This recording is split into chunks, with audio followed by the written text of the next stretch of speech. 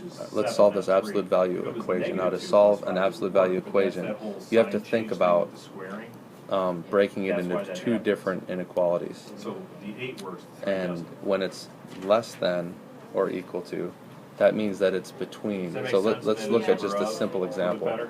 If x is less than or equal Nice job, to Daniel. the absolute value of 3, that means that positive 3 and negative 3 and anything between them, because x, whatever's in here, the absolute value of that has to be less than or equal to 3. So if negative 3 or negative 2 or negative 1, if any of those are in there, then it's So I want to show you how to check those. the absolute when you're value of figuring it negative out. 2, for instance, is 2, But which it's is only less good than or for a equal to check 3. step. It won't help So you, that's what that you know, means. work it out. And for less than or equal to. So let's take a look at this problem that we've got right here. Is that 5 minus 9i?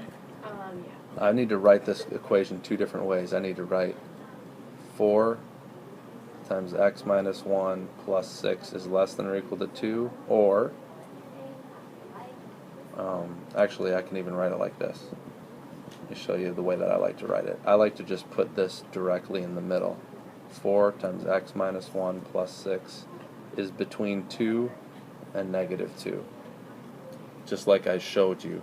And then let's simplify this two-sided inequality by subtracting 6 from, I'll just do it step by step with color coding. I'm going to subtract 6 from all three sides, so that's negative 8 is less than or equal to 4 times x minus 1 is less than or equal to, subtracting 6 is negative 4.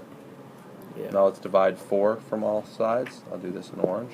Divide 4 from all sides is going to give me negative 2 is less than or equal to x minus 1 is less than or equal to negative 1.